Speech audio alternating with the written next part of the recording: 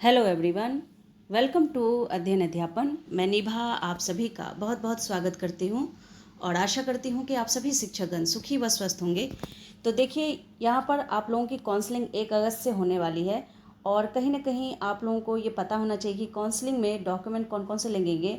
ये सभी चीज़ें मैंने पिछले वीडियो में बताया हुआ है, लेकिन यहाँ पर मैं एक बार फिर से बता देती हूँ क्योंकि इम्पॉर्टेंट यहाँ पर ये है कि डॉक्यूमेंट को आपको किस क्रम में लगाना है। तो ये बहुत ही ज़्यादा महत्वपूर्ण है। अगर आप किसी भी क्रम में लगा देंगे डॉक्यूमेंट को तो काउंसलिंग के समय हो सकता है इसका नेगेटिव प्रभाव पड़े, क्योंकि जब आपका दस्तावेज चेक किया जाएगा तो वहाँ पर एक क्रम में होगा तो वो ज़्यादा सही रहेगा। क्रम में लगा के ही जाना है आपको। तो कैसे लगाएंगे वो मैं इस वीडियो में बताने वाली हूँ। अच्छा, डॉक्यूमेंट अगर कोई खो गया है, कोई ऐसा डॉक्यूमेंट जिसकी फ़ोटोकॉपी आपके पास है, ओरिजिनल खो गया है या फिर डॉक्यूमेंट खो गया है, तो इस स्थिति में आप क्या करेंगे। और इसके अलावा सक्षमता 2 जो भी शिक्षक इंतज़ार कर रहे हैं ये एग्ज़ाम कब तक होगा, तो इस बारे में क्या अपडेट है वो भी हम लोग जानने वाले हैं।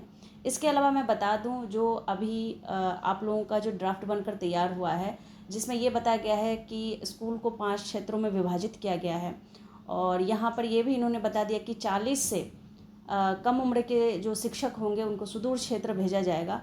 तो अभी इस पर नीति तय नहीं हुआ है, एक ड्राफ्ट बनकर तैयार हुआ है। जब यहाँ पर मुख्यमंत्री के द्वारा साइन हो जाता है फिर आप लोगों को जो है इस पर अपडेट दे दिया जाएगा। तो यहाँ पर मेन इम्पॉर्टेंट बात ये है कि यहाँ पर जो महिला शिक्षक हैं, दिव्यांग शिक्षक हैं, पति पत्नी हैं, गंभीर रूप से पीड़ित शिक्षक हैं, इन शिक्षकों को होम ब्लॉक मिलेगा। इस पर बहुत ही ज़्यादा पुष्टि है कि ये 100% होगा। तो जो भी शिक्षक इस कैटेगरी में है तो आप लोग बिल्कुल निश्चिंत रहिए, आप लोगों के लिए यहाँ पर काम चल रहा है।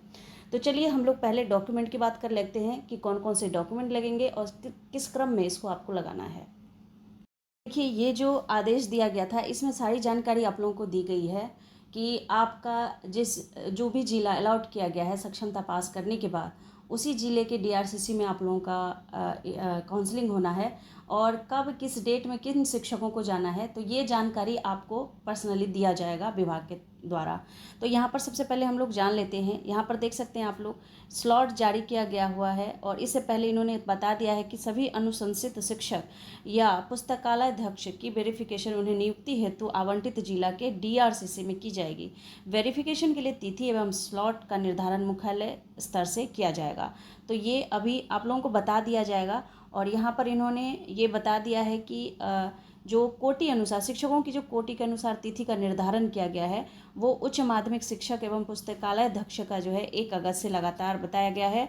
और वहीं अगर हम बात करें माध्यमिक के लिए तो 2 अगस्त से लगातार स्नातक कोटि के सभी विषय के शिक्षक ऑल सब्जेक्ट शिक्षक जो है यहाँ पर इनका 3 अगस्त से लगातार होना है। और वहीं बात करें अगर मूल कोटि के उर्दू बांग्ला शारीरिक शिक्षक के तो 5 अगस्त से लगातार होना है। मूल कोटि के सामान्य शिक्षक अगर हैं तो 6 अगस्त से लगातार हो।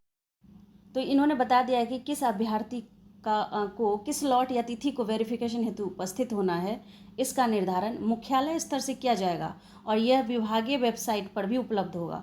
तो विभागीय वेबसाइट पर तो दिया ही जाएगा, लेकिन इसकी सूचना जो संबंधित अभ्यर्थी शिक्षक हैं उनको भी दी जाएगी। तो जो भी ईमेल आईडी हो, आपका मोबाइल नंबर हो, उन मोबाइल पे भी यहाँ पर सूचना दी जाएगी। तो इसके अलावा डॉक्यूमेंट क्या लगेगा वो तो देखिए, वेरिफिकेशन से संबंधित जो महत्वपूर्ण अनुदेश है उसको आप लोगों ने अगर नहीं पढ़ा है तो उसको एक बार और पढ़ लीजिए। और इसको हम लोगों ने पिछले वीडियो में भी इसके बारे में हम लोगों ने बात कर लिया है। यहाँ पर हम लोग जो अभिलेख है, दस्तावेज है, उनके बारे में बात कर लेते हैं। सक्षमता परीक्षा उत्तीर्ण शिक्षक या पुस्तकालय अध्यक्ष के लिए अनुदेश, निर्धारित तिथि को, जो तिथि आपके लिए निर्धारित की जाएगी, को वेरिफिकेशन हेतु उपस्थित होने वाले अभ्यर्थी को सक्षमता परीक्षा के फॉर्म भरते समय जिन अभिलेखों को जिस क्रम में अपलोड किया गया है उसी क्रम में वेरिफिकेशन के समय प्रस्तुत करेंगे। तो जिस क्रम में आप लोगों ने फॉर्म को भरते वक्त जो अपने डॉक्यूमेंट अपलोड किए थे उसी क्रम में आपको क्या करना है, ये सारे डॉक्यूमेंट वेरिफिकेशन के लिए प्रस्तुत करने हैं, जिसका विवरण निम्नवत है। अब देखिए, ये जो विवरण है वो दिया गया है।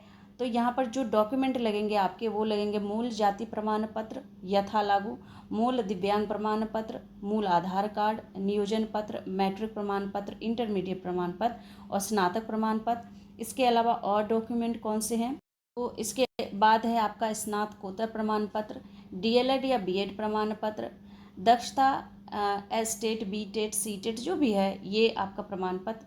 तो इस प्रकार से आप जिस प्रकार से इन्होंने यहाँ पर बताया है और उसी प्रकार से आपको क्या करना है, अपने फाइल में इन प्रमाण पत्रों को लगाना है। अच्छा, कोई प्रमाण पत्र की फ़ोटो कॉपी है, मूल प्रमाण पत्र नहीं है, मान लीजिए सीटेट बीटेट का आपका मूल प्रमाण पत्र नहीं है लेकिन फ़ोटो कॉपी है, तो आप इसकी जगह क्या करेंगे, फ़ोटो कॉपी लगा देंगे। लेकिन अगर कोई प्रमाण पत्र है ही नहीं, मान लीजिए खो गया है, तब आप क्या करेंगे, तो वो मैं इस वीडियो में बता रही हूँ। तो आप लोग क्या करेंगे, जो जो ये अनुक्रम दिया गया है उसी अनुक्रम में आप लोग अपना डॉक्यूमेंट जो है सजाएंगे, फाइल में रखेंगे। तो कुछ इस प्रकार से आपको ये सारे दस्तावेज के साथ जो है फाइल लेकर जाना है।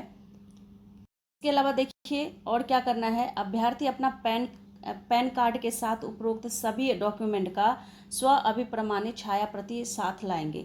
मतलब ये तो जो प्रमाण पत्र है, लेकिन इसके जो है फोटो कॉपी भी लेकर के आपको क्या करना है, लेकर जाना है। तो यहाँ पर देखिए, उक्त प्रमाण पत्रों के अतिरिक्त अभ्यर्थी को निम्नांकित अभिलेख भी लेकर जाना होगा। तो ये कौन से हैं, ये देख लीजिए। बिहार विद्यालय परीक्षा समिति द्वारा जारी सक्षमता परीक्षा का मूल प्रवेश पत्र लेकर जाना है, बहुत इंपॉर्टेंट है। ये लेकर नहीं जाएंगे तो फिर दिक्कत हो सकती है।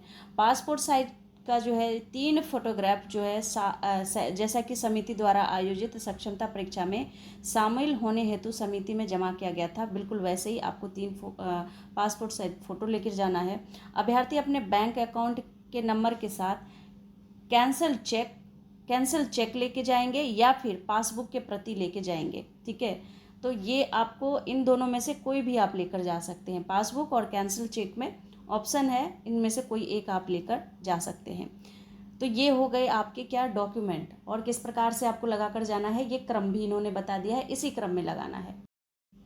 तो देखिए, जांच के क्रम में 4 स्थिति उत्पन्न हो सकती है। इसमें मैंने आपको ये भी बताया था कि एक स्थिति ये भी है कि मूल प्रमाण पत्र नहीं है, ऐसी स्थिति में क्या होगा, तो वो मैंने आपको बताया हुआ था, लेकिन फिर से आप एक बार देख लीजिए। देखिए, सबसे पहली स्थिति इन्होंने बताया है 4 स्थिति में कि वेरिफिकेशन के दौरान प्रमाण पत्र मिलान के पश्चात सही पाया गया, यानी कि आपका पूरा प्रमाण पत्र बिल्कुल सही है जो भी आप लेके गए हैं।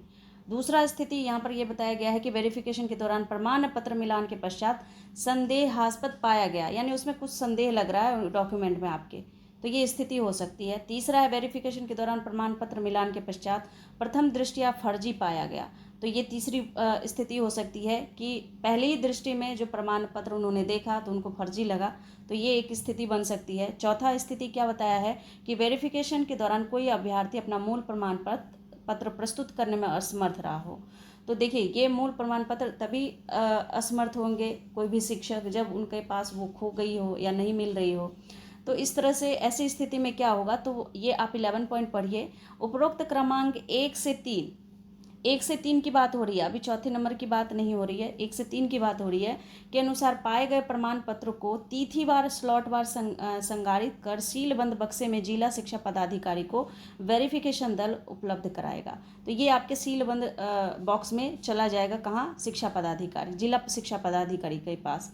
इसके बाद 4th की स्थिति क्या बताई गई है वो देखिए, जब आप मूल प्रमाण पत्र नहीं ले जा पा रहे हैं, असमर्थ हैं, तो ऐसी स्थिति में क्या हो सकता है कि उपरोक्त क्रमांक 4 में वर्णित परिस्थिति में मूल प्रमाण पत्र प्रस्तुत करने के हेतु संबंधित अभ्यर्थी को अंतिम मौका देते हुए तिथि एवं टाइम स्लॉट अलग से निर्धारित किया जाएगा, यानी कि फिर से आपको वहाँ पर समय दे दिया जाएगा कि आप इस डेट इस तिथि तक अपने मूल प्रमाण पत्र के साथ आइए, फिर आपको एक अलग से टाइम और स्लॉट दे दिया जाएगा। दूसरा क्या है कि अगर किसी अभ्यर्थी का प्रमाण पत्र संदेहास्पद फर्जी पाया जाता है तो इसके लिए विभाग द्वारा कार्यवाही हेतु अलग से दिशा निर्देश जारी किया जाएगा, और वेरिफिकेशन स्थल पर अभ्यर्थियों के वेरिफिकेशन के प्रत्येक चरण का वीडियोग्राफी। तो ये कुल मिलाकर आपके डॉक्यूमेंट से संबंधित बात होगी। अब सक्षमता 2 कब होगी उस बारे में बात कर लेते हैं। ये एक और महत्वपूर्ण अपडेट है। विधानसभा में अनुपूरक बजट पर वाद विवाद के दौरान शिक्षा मंत्री की घोषणा 1,60,000 नए शिक्षकों की होगी नियुक्ति। तो अगस्त के बाद जो है इनका विज्ञापन जारी किया जाएगा। तो आप कह सकते बम्पर भर्ती है, नए शिक्षकों की यहाँ पर नियुक्ति की जाएगी 1,60,000। इसके बाद देखिए, यहाँ पर हम लोग अगर सक्षमता 2 की बात करें तो 85,000 शिक्षकों की सक्षमता परीक्षा जल्द होगी। तो ये डेट कभी भी जारी कर सकते हैं, इसलिए आप लोग अपनी तैयारी पुष्ट रखिए, क्योंकि डेट कभी भी जारी हो सकता है, आपको एग्ज़ाम देने के लिए कभी भी जो है यहाँ पर उपस्थित होना पड़ सकता है। तो इस तरह से निकाय शिक्षकों को राजकीय का दर्जा देने के लिए सक्षमता परीक्षा ली जा रही है। जल्द ही 85,000 शिक्षक सक्षमता परीक्षा देंगे और इसके अलावा निकाय के बीमार महिला पति पत्नी शिक्षक को स्थानांतरण की सुविधा भी दी जाएगी। मंत्री ने विधानसभा में कहा है कि सरकार ने स्कूलों की आधारभूत संरचना पर भी ध्यान दिया है। यदि इस मामले में कोई भी लापरवाही होती है तो संबंधित दोषी अधिकारी पर कार्रवाई होगी। तो देखिए, एक चीज़ तो यहाँ पर बिल्कुल क्लियर हो गया है कि जो आप लोगों को होम ब्लॉक मिलना था, पति पत्नी, महिला शिक्षक, दिव्यांग शिक्षक, बीमार शिक्षक, तो इन लोगों के लिए तो यहाँ पर जो है बिल्कुल 100% तय है कि इनको स्थानांतरण का लाभ मिलेगा। तो इस तरह से ये अभी तक का अपडेट है। कुछ और अपडेट आता है तो बिल्कुल आप लोगों को बताया जाएगा। मिलती हूँ अगले अपडेट में, तब तक के लिए thank you and thanks for watching.